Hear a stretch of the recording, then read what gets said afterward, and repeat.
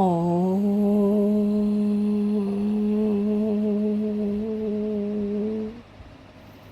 शांति।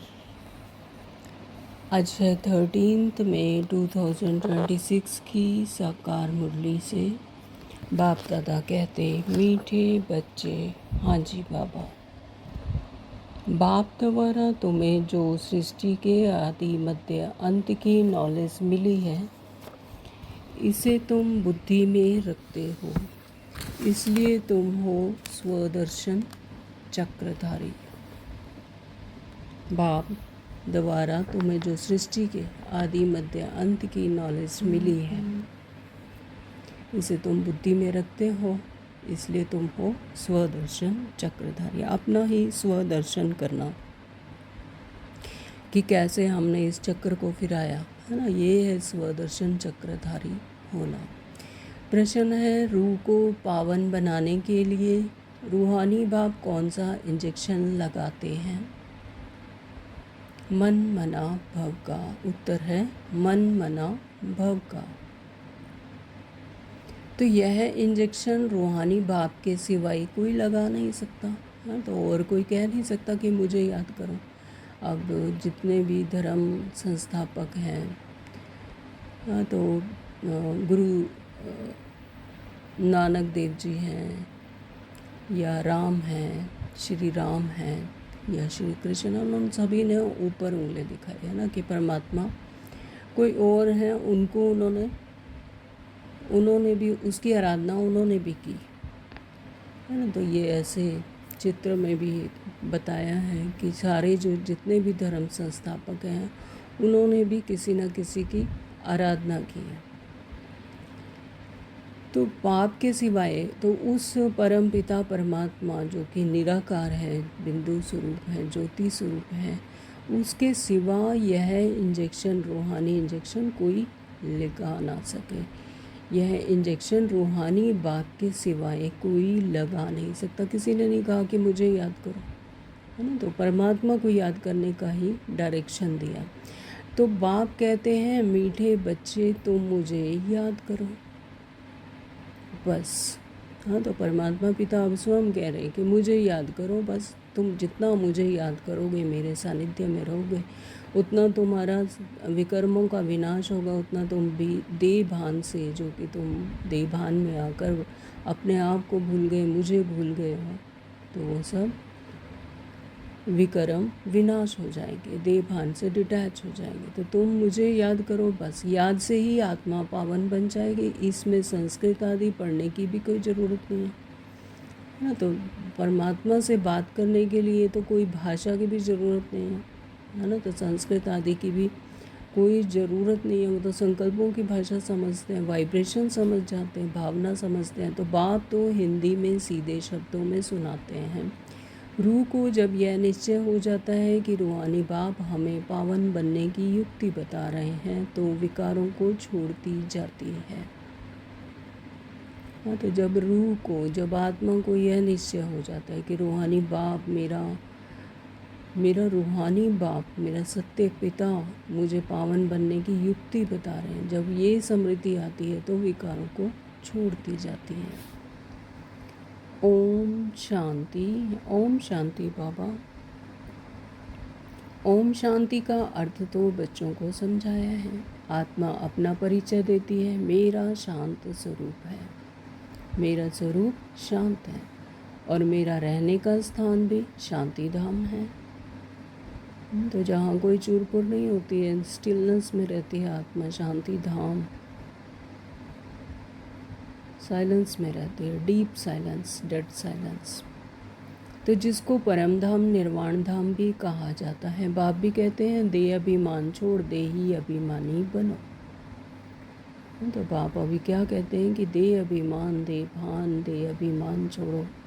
मैं स्त्री हूँ, पुरुष हूँ, काला हूँ, गोरा हूँ, लंबा हूँ, रीटा हूँ, सीता हूँ, गीता हूँ, राम हूँ, श्याम हूँ, बरिस्टर हूँ, डॉक्टर। तो ये सब क्या है? देह अभिमान। तो इनको छोड़ो। अभी क्या बनना है? देही अभिमान, कि मैं बिंदु स्वरूप, ज्योति स्वरूप आत्मा हूँ, निराकार। बाप को याद करो तो वह है पतित पावन। यह कोई भी नहीं जानते कि हम आत्मा हैं। तो इतने जन्मों से परमात्मा को पुकारते हैं, लेकिन अपने सत्य स्वरूप का नहीं पता कि मैं भी तो आत्मा हूँ, उसी परमात्मा की तरह वही गुण शक्तियाँ मुझ आत्मा में भी निहित हैं, लेकिन मैं अपने आप को भूल गई, इसलिए अपने निहित गुणों को भी भूल गई। तो बाबा कहते हैं, इसलिए कहते हैं मुझे याद करो तो तुम्हारे विकर्मों का विनाश होगा। तो यह कोई नहीं जानते कि हम आत्मा यहाँ आए हैं पार्ट बजाने, अब ड्रामा पूरा होता है, वापस जाना है। इसलिए कहते हैं मुझे याद करो तो तुम्हारे विकर्म विनाश होंगे। इसको ही संस्कृत में कहते हैं मन मना भव। तो ये संस्कृत का वर्ड है, मन मना भव, कि मन को मुझ में लगाओ। तो बाप ने कोई संस्कृत में नहीं कहा है, बाप तो इस हिंदी भाषा में ही समझाते हैं। जैसे गवर्नमेंट कहती है एक ही हिंदी भाषा होनी चाहिए, हाँ, तो राष्ट्रीय भाषा हमारी हिंदी है, क्योंकि यहाँ पर हिंदी जानने वाले ज़्यादा हैं, तो हिंदी भाषा राष्ट्रीय भाषा हो गई। तो बाप ने भी वास्तव में हिंदी में ही समझाया है, परंतु इस समय अनेक धर्म मठ पंथ होने के कारण भाषाएं भी अनेक प्रकार की कर दिया। तो बिंदी स्वरूप है, ज्योति स्वरूप है, निराकार है, तो उसकी भाषा क्या होगी? Only vibration. संकल्प भी देह की ही भाषा है एक्चुअली। तो वाइब्रेशन जो आत्मा का मूल गुण है, तो वाइब्रेट होती है। यहाँ पर देह की भाषाएं, देह में आते हैं तब भाषाएं बनती हैं, संस्कृत, हिंदी, इंग्लिश या जो भी कहो, अरबी, उर्दू, है ना। तो ये सब भाषाएं धर्म मठ पंथ यहाँ पर देह भान में रोल में आने से होती हैं। परमात्मा तो सिर्फ संकल्पों की भाषा समझ जाते हैं, वाइब्रेशन समझते हैं, भाव समझते हैं, परंतु इस समय अनेक धर्म मठ पंथ होने के कारण भाषाएं भी अनेक प्रकार की करती हैं। सतयुग में इतनी भाषाएं होती नहीं जितनी यहाँ है। हाँ, सतयुग में संकल्पों की भाषा चलती है। वहाँ पर संकल्प एक तरह के होते हैं, आत्मा एक दूसरे की वाइब्रेशन से ही समझ जाती है, संकल्प से ही समझ जाती है, इतनी ज़्यादा आवाज़ में भी आने की ज़रूरत नहीं। तो भाषाएं सतयुग में इतनी होती नहीं, क्योंकि वहाँ आत्मा ही थोड़ी सी होती है और उन सभी की एक ही तरह की फ्रिक्वेंसी होती है, एक ही तरह की हाईएस्ट कॉन्शियसनेस होती है। तो इसलिए इतनी सारी भाषाओं की ना तो आवश्यकता है ना ये होती है। यहाँ तो गुजरात में रहने वालों की भाषा अलग है, जो जिस गांव में रहते हैं वे वहाँ की भाषा जानते हैं। अनेक मनुष्य हैं, अनेक भाषाएं हैं। सतयुग में तो एक ही धर्म, एक ही भाषा थी। अभी तुम बच्चों को सृष्टि के आदि मध्य अंत की नॉलेज बुद्धि में है, यह कोई शास्त्र में नहीं है। ऐसा कोई शास्त्र नहीं है जिसमें यह नॉलेज हो। तो ऐसा कोई शास्त्र नहीं है। क्यों? शास्त्र किसने बनाए? मनुष्य ने। तो जब मनुष्य अपने रोल में आकर जैसी जैसी उनको समृद्धि आई तो उन्होंने बनाए, है ना। तो कोई एक्यूरेट ज्ञान, यथार्थ ज्ञान देने वाला ही नहीं था। तो इसलिए शास्त्र में यह नॉलेज, ऐसा कोई शास्त्र नहीं जिसमें यह नॉलेज हो। ना कल्प की आयु का ही लिखा हुआ है, ना किसी को मालूम है। सृष्टि तो एक ही है, सृष्टि का चक्र फिरता रहता है, नई से पुरानी, पुरानी से फिर नई होती है। इसको ही कहा जाता है स्वदर्शन चक्र। स्व का दर्शन इसे ही कहते हैं। तीनों लोकों का ज्ञान, चारों युगों का। हाँ, तो ये भी कहाँ फिरता है, स्वदर्शन चक्र भी कहाँ फिरता है? यहाँ पर संगम युग पर, यहीं पर ये नॉलेज होती है। तो जिसको इस चक्र का नॉलेज है उसको कहा जाता है स्वदर्शन चक्रधारी। हाँ, तो जिसको इस सृष्टि चक्र के चक्र का स्व का दर्शन है, चक्र का ज्ञान है, तो उसे ही कहा जाता है स्वदर्शन चक्रधारी। आत्मा को ज्ञान रहता है यह सृष्टि चक्र कैसे फिरता है, फिर श्री कृष्ण को, विष्णु को स्वदर्शन चक्र देते हैं।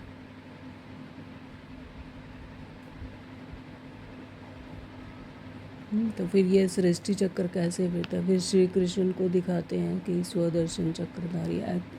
एक्चुअली तो ये यहाँ की संगम युग की बात है।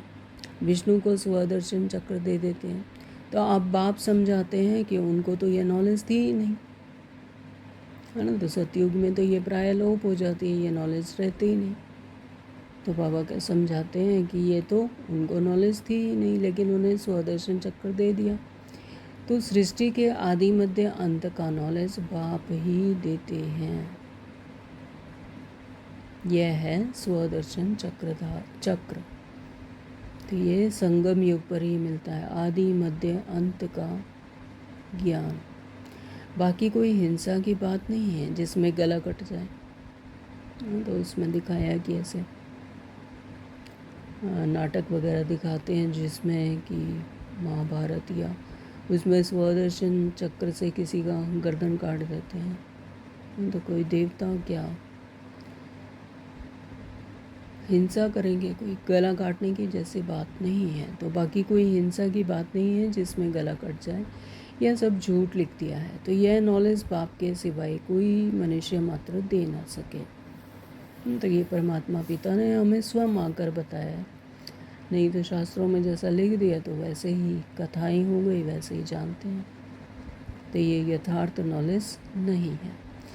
तो मनुष्य को कभी भगवान कह नहीं सकते, जबकि ब्रह्मा विष्णु शंकर को भी देवता कहा जाता है। तो बाप की महिमा है वह देवताओं की भी नहीं है।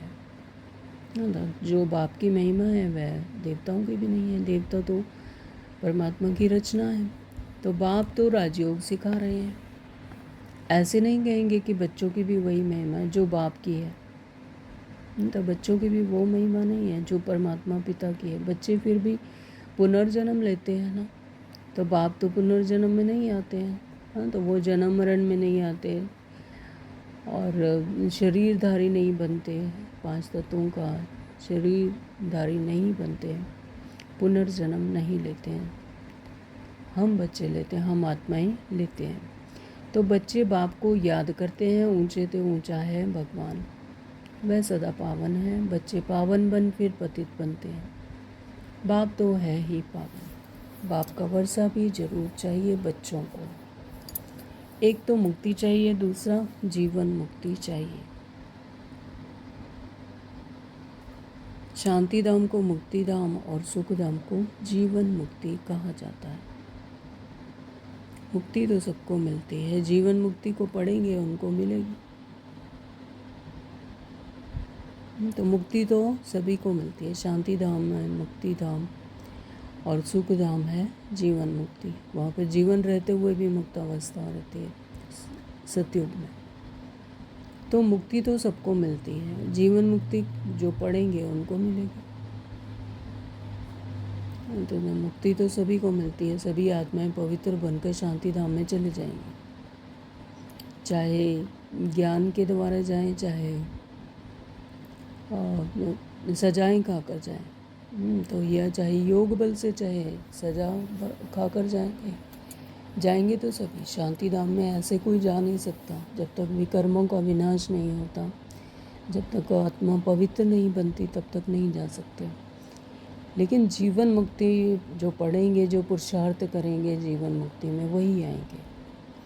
तो भारत में बराबर जीवन मुक्ति थी, बाकी सब इतने मुक्ति धाम में थे।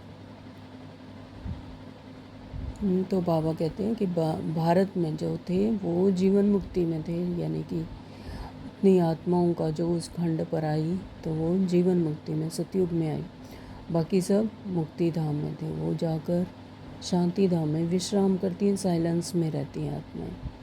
तो सतयुग में सिर्फ एक ही भारत खंड था। लक्ष्मी नारायण का राज्य था। बाबा ने समझाया है लक्ष्मी नारायण के मंदिर सबसे जास्ती बनाते हैं। बिरला आदि के जो मंदिर बनाते हैं वह यह नहीं जानते कि लक्ष्मी नारायण को यह बादशाही कहाँ से मिली, कितना समय राज्य किया, फिर कहाँ चले गए, कुछ भी नहीं जानते।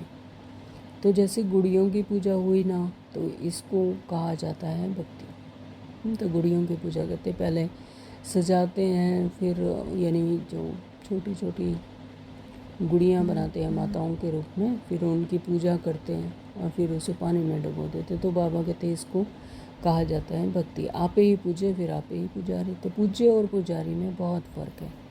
उनका भी अर्थ होगा ना। तो पतित उनको कहा जाता है जो विकारी है, क्रोधी को पतित नहीं कहेंगे। तो क्रोधी को पतितपना तो नहीं कहा जाता, लेकिन है तो विकार। जो विकार में जाते हैं उनको पतित कहा जाता है। इस समय तुमको ज्ञान अमृत मिलता है। तो क्रोध में आने से क्या हो जाता है, विकर्म हो जाता है, हिसाब किताब बन जाता है। लेकिन बाबा कहते हैं कि उसको पतित तो नहीं कहा जाता। इस समय तुमको ज्ञान अमृत मिलता है। ज्ञान का सागर ही एक बाप है। बाबा ने सुनाया समझाया है, यह है भारत की ही सतो प्रधान ऊंच ते ऊंच था, अभी तमो प्रधान है। यह तुम्हारी बुद्धि में है। यहाँ कोई राजाई तो है नहीं, यह है ही प्रजा का प्रजा पर राज्य। सतयुग में बहुत थोड़े होते हैं, अभी तो कितने हैं। विनाश की तैयारियां भी होती हैं। दिल्ली परिस्थान तो बनना ही है। तो दिल्ली जो दिल्ली शहर है वो ही परिस्थान बनना, वहीं पर स्वर्ग स्थापन होना। दिल्ली परिस्थानी, परियों के रहने का स्थान, तो अभी वही बनता है। परंतु यह कोई नहीं जानते नहीं है। वह तो समझते हैं यह न्यू दिल्ली है। इस पुरानी दुनिया को पलटाने वाला कौन है, तो यह किसी को पता नहीं। हाँ, तो वो सिर्फ राजधानी समझते हैं, लेकिन सतयुग में भी यही राजधानी है।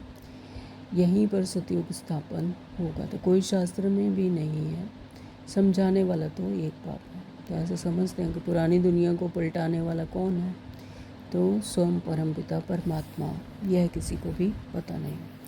अभी तुम बच्चे नई दुनिया के लिए तैयारी कर रहे हो, कौड़ी से हीरे मिसल बन रहे हो। भारत कितना सॉल्वेंट था, दूसरा कोई धर्म नहीं था।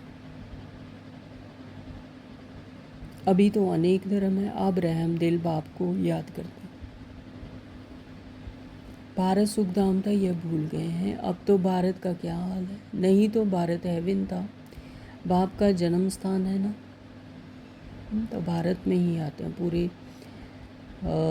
इस धरती पर सिर्फ एक भारत खंड ही होता है। यही सबसे प्राचीन खंड है। यहीं पर परमात्मा पिता आते हैं। ये जन्म स्थान है परमात्मा का। तो ड्रामानुसार उनको तरस आ जाता है। भारत तो प्राचीन देश है, कहते भी हैं बरोबर क्राइस्ट से 3000 वर्ष पहले भारत स्वर्ग था और कोई धर्म था ही नहीं। तो अभी यह भारत बिल्कुल पट आकर पड़ा है। गाते तो हैं भारत हमारा देश बहुत सबसे ऊंच था, नाम ही था हेवन स्वर्ग। भारत की महिमा का भी कोई को पता नहीं। भारत ही आकर भारत की कहानी समझाते हैं। भारत की कहानी माना दुनिया की, इसको सत्यनारायण की कहानी कहा जाता है। इसे ही सत्यनारायण की कहानी कहा जाता है। जो भारत की कहानी है वही सत्यनारायण की कहानी है। तो बाप ही बैठ समझाते। पूरे 5000 वर्ष पहले भारत में लक्ष्मी नारायण का राज्य था, जिनों का चित्र भी, परंतु उनको यह राज्य कैसे मिला। सतयुग में आगे क्या था, संगम के आगे क्या था, कलयुग। तो यह है संगम, जिसमें बाप को आना पड़ता है, क्योंकि जब पुरानी दुनिया को नया बनाना हो तभी मुझे आना पड़ता है। तो परमात्मा का भी पार्ट ड्रामानुसार नूंद है। तो परमात्मा को भी इस समय पर संगम युग पर आना पड़ता है। हम आत्माओं को फिर से जागृति दिलाने की, अपने सत्य स्वरूप की फिर से पावन बनाने के लिए बाबा को आना पड़ता है। तो पतित दुनिया को पावन बनाने मेरे लिए फिर कह दिया है सर्वव्यापी। हाँ, तो बाबा कहते फिर मेरे लिए कह दिया कि सर्वव्यापी है, सब कण कण में भी है, पत्थर ढिक्कर में है, हाँ, कुत्ते बिल्ली में भी है। तो ऐसा नहीं है। युगे युगे आता है तो मनुष्य ही मूंझ गए हैं।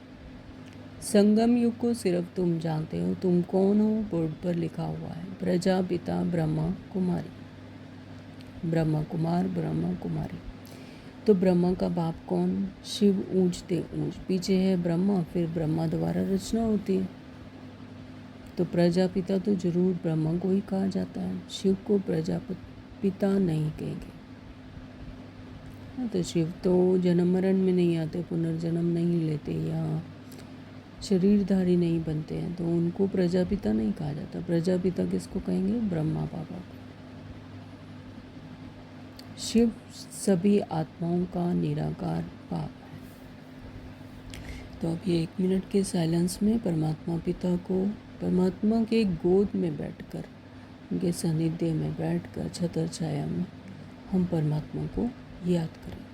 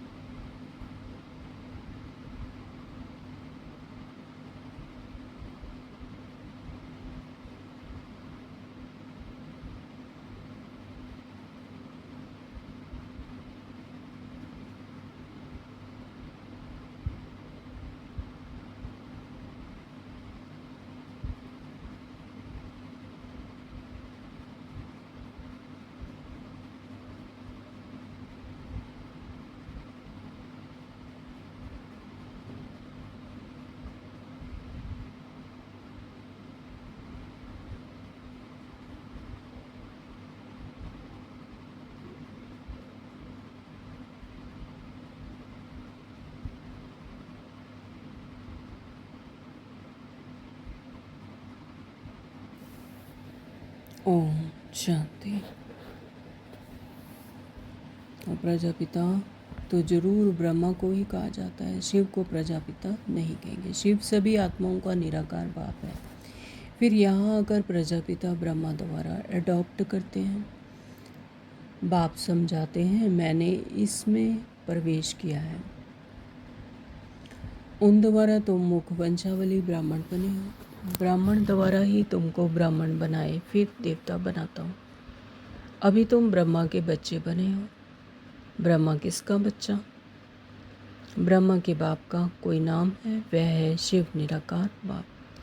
हाँ, तो आत्माओं का सत्य पिता तो कौन है? शिव निराकार बाप, पिताओं का भी पिता। तो वह आकर इनमें प्रवेश कर अडॉप्ट करते हैं, मुख वंशावली बनाते हैं, मुख के द्वारा ज्ञान सुनाते हैं, तो फिर ज्ञान से मुख वंशावली बनती है। तो ब्राह्मण मुख वंशावली। तो बाप कहते हैं मैं इनके बहुत जन्मों के अंत में प्रवेश करता हूँ, यह हमारा बन जाता है, संन्यास धारण करते हैं।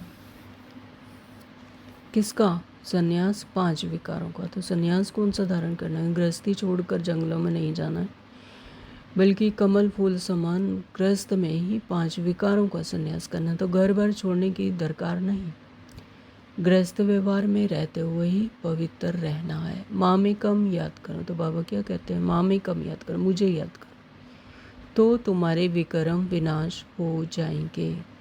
यही योग है जिससे खाद निकल जाती है और तुम सतो प्रधान बन जाते हो।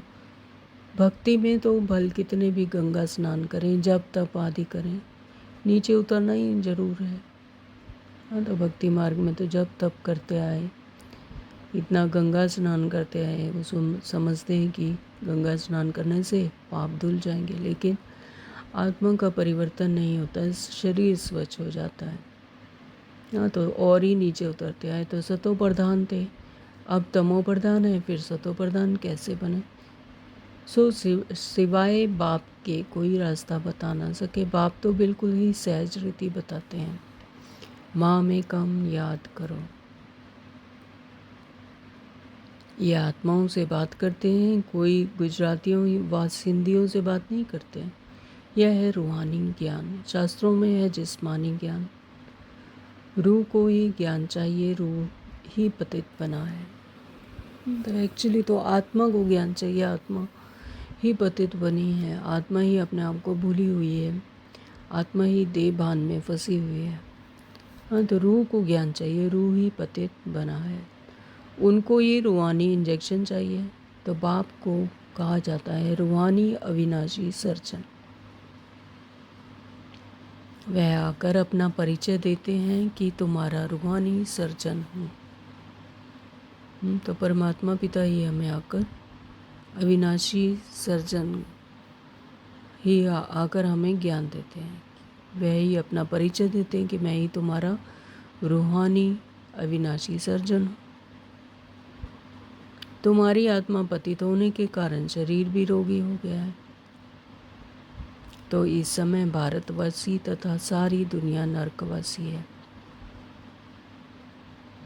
फिर स्वर्गवासी कैसे बन सकती है, सो बाप समझाते हैं। तो जितना जितना परमात्मा को याद करेंगे, परमात्मा के सानिध्य में रहेंगे, तो उतना विकर्मों से बचेंगे, मैं मेरा नहीं लगेगा, देहभान से डिटैच होंगे, है ना। तो उतना ही पावन बनते जाएंगे, स्वर्गवासी बनेंगे। तो बाप कहते हैं मैं ही आकर सब बच्चों को स्वर्गवासी बनाता हूँ। तुम भी समझते हो बरोबर हम नरकवासी थे। कलयुग को नरक कहा जाता है। अब नरक का भी अंत है। भारतवासी इस समय रौरव नरक में पड़े हैं, इसको गारंटी भी नहीं कहेंगे, लड़ते झगड़ते रहते हैं। अब आप स्वर्ग में ले जाने लायक बनाते हैं तो उनको मानना चाहिए। अपने धर्मशास्त्र को भी नहीं जानते, बाप को ही नहीं जानते।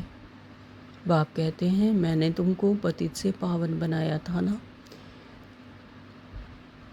कि श्री कृष्ण ने। हाँ, तो बाबा कहते मैंने ही तो तुम्हें पतित से पावन बनाया था पिछले कल्प भी, ना कि श्री कृष्ण ने। तो श्री कृष्ण तो पावन नंबर 1 था, तो उनको कहते भी हैं श्याम सुंदर। तो श्री कृष्ण भी कि आत्मा पुनर्जन्म लेते लेते अब श्याम बने हैं।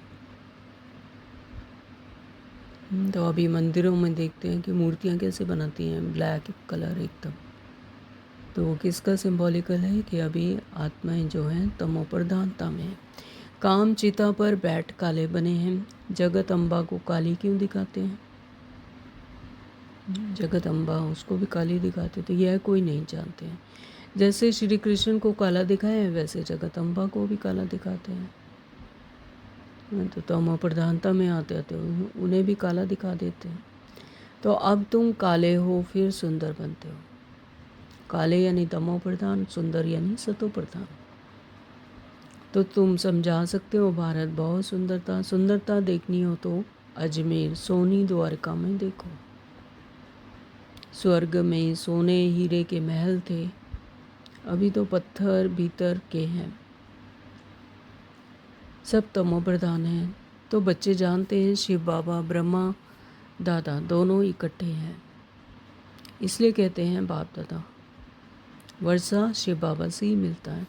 अगर दादा से कहेंगे तो बाकी शिव के पास क्या है? वर्षा शिव बाबा से मिलता है ब्रह्मा द्वारा। तो उनके ऑर्गन्स, मुख, कान, आँखों का उनका आधार लेते हैं, उनके शरीर का और रथ बनाते हैं। उनके शरीर में अवतरित होकर शिव बाबा ही हमें वर्षा देते। तो ब्रह्मा द्वारा विष्णुपुर की स्थापना। अभी तो रावण राज्य है, सिवाय तुम्हारे सब नरकवासी हैं। तुम अभी संगम पर हो, अभी पतित से पावन बन रहे हो, फिर विश्व के मालिक बन जाएंगे। तो यह कोई मनुष्य नहीं पढ़ाते हैं। तुमको मुरली कौन सुनाते हैं? शिव बाबा। तो मुरली कौन सुनाते हैं? ये किसके महावाक्य किसके हैं? बाप दादा शिव बाबा के। परम धाम से आते हैं पुरानी दुनिया, पुरानी शरीर में। कोई को निश्चय हो जाए तो फिर बाप से मिलने के सिवाय रह ना सके।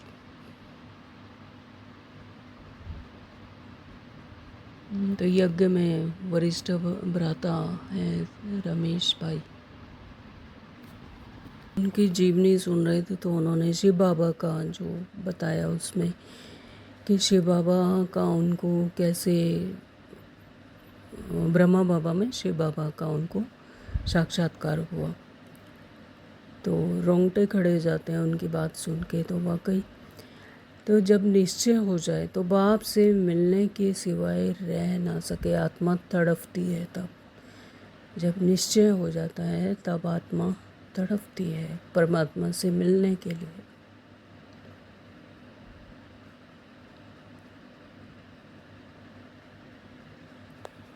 कहीं पहले बेहद के बाप को तो मिले, ठहर नहीं सकेंगे। जब निश्चय हो जाए तो ठहर नहीं सकेंगे बाप को मिलने के सिवाय।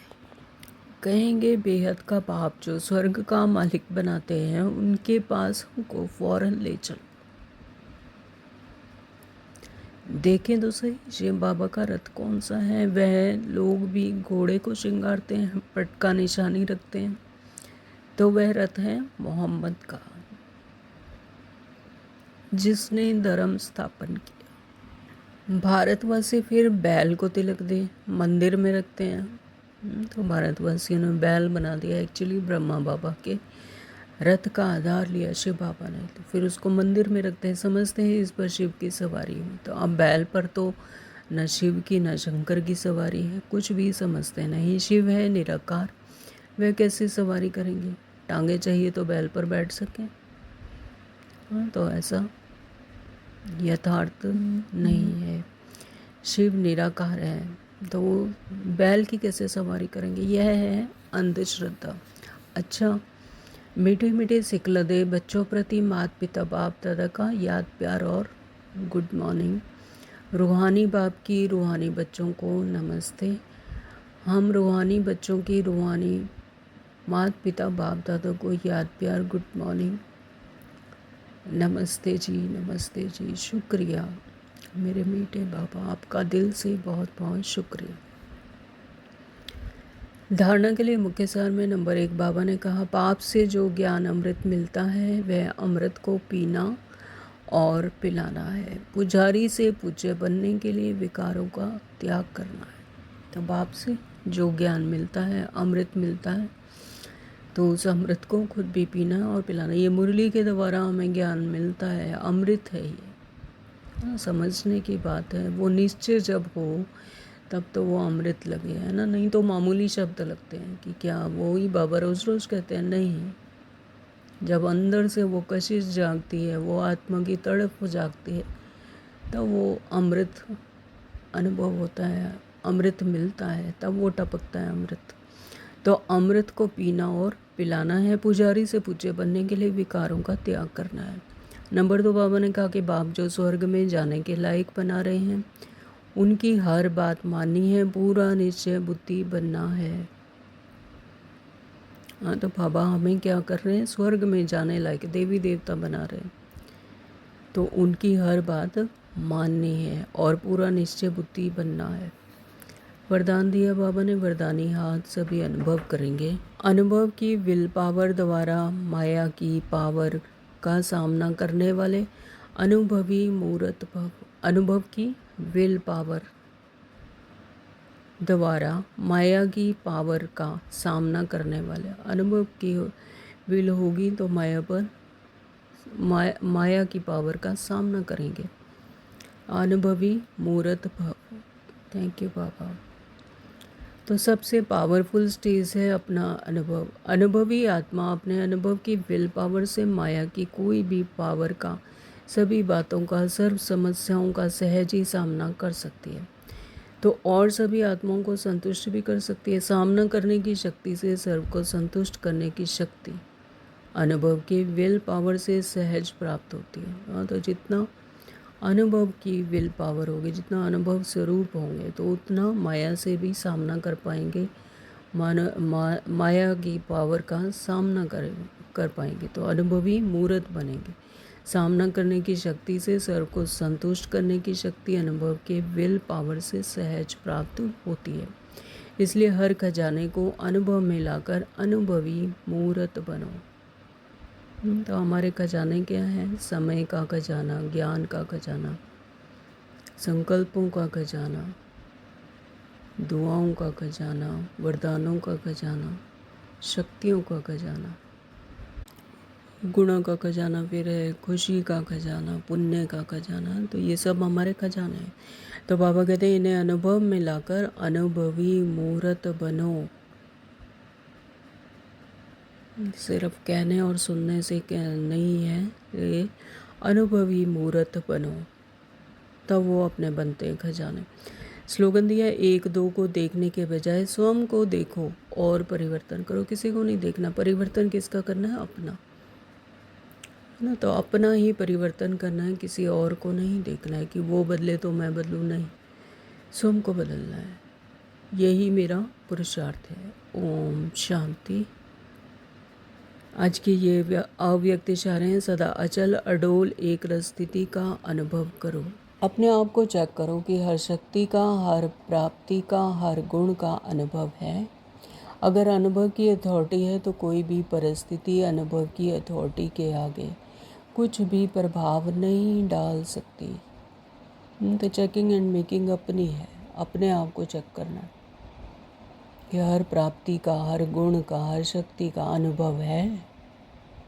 अगर अनुभव की अथॉरिटी है तो कोई भी परिस्थिति अनुभव की अथॉरिटी के आगे कोई प्रभाव नहीं डाल सकती। अनुभवी मूर्त कभी भी किसी भी परिस्थिति में अचल अडोल रहते हैं। कोई भी परिस्थिति अंगद समान हिला नहीं सकती, अंगद समान अचल अडोल हलचल में नहीं आते, क्योंकि सबसे बड़े से बड़ी अथॉरिटी अनुभव है। आह्वान करो जिस समय जिस शक्ति का, वो सेकंड में सहयोगी बनेगी।